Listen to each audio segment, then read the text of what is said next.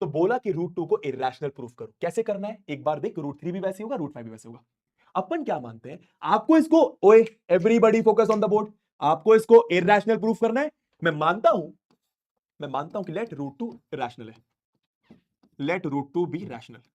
मैंने माना कि रूट 2 आपका रैशनल नंबर है, ठीक है। तो अगर ससुरा रैशनल नंबर है तो रूट 2 को मैं पी अपॉन क्यू के फॉर्म में लिख सकता हूं, हां या ना? हां जी। इंपॉर्टेंट लाइन सबसे यहां पे लिख रहा हूं कि पी एंड क्यू आर को prime integers. P and Q R important ये है भैया, पी एंड क्यू आर को प्राइम इंटीजर्स। तो को प्राइम इंटीजर्स का मतलब क्या हो गया? कोप्राइम इंटीजर्स का मतलब क्या हो गया? कोप्राइम मतलब समझ, पी और क्यू का वन के अलावा कोई और फैक्टर नहीं होगा। पी और क्यू का HCF वन होगा। पी और क्यू का वन के अलावा कोई और कॉमन फैक्टर नहीं होगा। पी और क्यू का वन के अलावा कॉमन फैक्टर नहीं होगा। पी और क्यू को डिवाइड करने वाला वन के अलावा कोई नंबर नहीं होगा। पी और क्यू को डिवाइड करने वाला वन के अलावा कोई नंबर नहीं होगा। ठीक है, आगे चलते हैं। अब मैंने इसके साथ खेलना स्टार्ट करा। खेलना तुम लोग जानते ही हो। हाँ, मैं दोनों साइड स्क्वायरिंग करी। अगर मैं दोनों साइड स्क्वायरिंग करूं, ध्यान देंगे, स्क्वायरिंग बोथ साइड्स। अगर अपन ने दोनों साइड स्क्वायरिंग करी, स्क्वायरिंग बोथ साइड्स, तो इधर देखना, जैसा बोल रहा हूं बस वैसा देखते जा, जिसका हो जाए डन डन डन। ठीक है, रूट 2 का स्क्वायर 2, पी का स्क्वायर पी स्क्वायर, क्यू का स्क्वायर क्यू स्क्वायर। इजी। अब बस याद रख ले, इसको इधर लेकर जा, तो ये आ गया 2q square equal to P square. ठीक है, अब फोकस करेंगे सब लोग, फोकस करेंगे, फोकस करेंगे। 2 में कुछ मल्टीप्लाई करके पी स्क्वायर आ रहा है, इसको फोकस करना है। 2 में कुछ मल्टीप्लाई करके पी स्क्वायर आ रहा है, 2 में कुछ मल्टीप्लाई करके पी स्क्वायर आ रहा है, 2 में कुछ मल्टीप्लाई करके पी स्क्वायर आ रहा है, मतलब 2 पी स्क्वायर को डिवाइड करेगा। इस स्टेप का मतलब यह है कि 2 में अगर कुछ मल्टीप्लाई करके पी स्क्वायर आ रहा है तो 2 डिवाइड्स पी स्क्वायर। ये इंपॉर्टेंट बात है।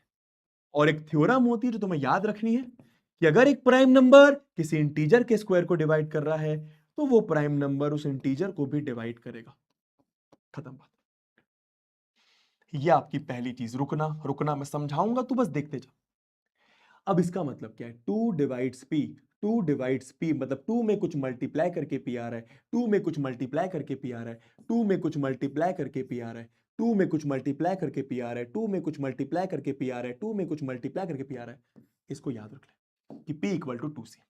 अपन ने माना P equal to 2C, let P equal to 2C। ठीक है, इसकी वैल्यू को जहां पे छोड़ा था, यहीं पे छोड़ा था अपन ने, उसके बाद तो ये कुछ लिखने लगे थे, इसको यहां पे रख दे। ठीक है, तो ये आ गया 2q स्क्वायर, P की जगह, P की जगह, P की जगह 2C। ठीक है, P की जगह 2C लिख दिया, खत्म बात। करो सॉल्व, करो सिंप्लीफाई। तो ये आ गया 2q स्क्वायर, ये आ गया 4C स्क्वायर, 2 का स्क्वायर 4, C का स्क्वायर C स्क्वायर। 2 नीचे जाएगा तो q स्क्वायर 2C स्क्वायर। अब इसका मतलब क्या? इसका मतलब 2 में कुछ मल्टीप्लाई करके q स्क्वायर आ रहा है, तो इसका मतलब है कि 2 डिवाइड्स q स्क्वायर। और अगर एक प्राइम नंबर किसी इंटीजर के स्क्वायर को डिवाइड करता है तो वो उस इंटीजर को भी डिवाइड करेगा, तो 2 डिवाइड्स q ऑल्सो। खत्म बात। अब दोस्तों, फर्स्ट और सेकेंड इक्वेशन मैं रिपीट कर दूंगा, फर्स्ट और सेकेंड को ध्यान से देखो। 2p को भी डिवाइड कर रहा है, 2q को भी डिवाइड कर रहा है, 2p को भी डिवाइड कर रहा है, 2q को भी डिवाइड कर रहा है। तो क्या इसका मतलब ये हुआ कि फ्रॉम 1 एंड 2, कि from 1 and 2, 2 is a common factor. 2 is a, भाई 2p को भी डिवाइड कर रहा है, q को भी डिवाइड कर रहा है, तो 2 is a common factor of p and q। अबे पर अपन ने तो माना था कि p और q को डिवाइड करने वाला 1 के अलावा कोई नंबर नहीं होगा। अपन ने तो माना था कि p और q को डिवाइड करने वाला 1 के अलावा कोई नंबर नहीं होगा। इसका मतलब जो अपन ने माना था गलत है।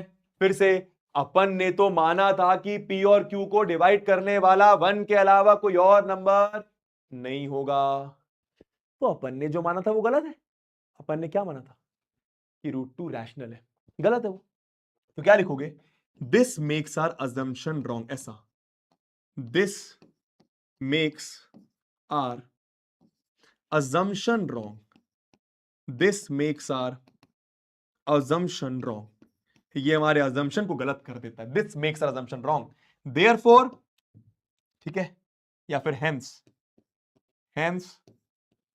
√2 इज इरेशनल, खत्म बात।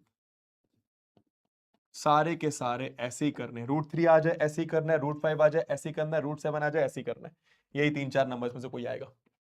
समझ आया? एक बार फिर से हमको बोला कि √2 को इरेशनल करो, मैंने माना कि √2 रैशनल है। अगर मैंने √2 को रैशनल माना, इसका मतलब P और Q को प्राइम है, P और Q को प्राइम है, मतलब P और Q को डिवाइड करने वाला 1 के अलावा कोई और नंबर नहीं होगा, P और Q को डिवाइड करने वाला 1 के अलावा कोई और नंबर नहीं होगा। पर सॉल्व करता गया तो समझ में आया कि 2 एक ऐसा नंबर है जो P और Q को डिवाइड कर देगा। 2 एक ऐसा नंबर है जो P और Q को डिवाइड कर देगा, मतलब 2 कॉमन फैक्टर है P और Q का। पर मैंने तो माना था कि 1 के अलावा कोई और कॉमन फैक्टर नहीं होगा, मतलब जो मैंने माना था वो गलत है। मेरा ये मानना ही गलत था कि √2 रैशनल है, इसका मतलब √2 इरेशनल है। समझ में आया?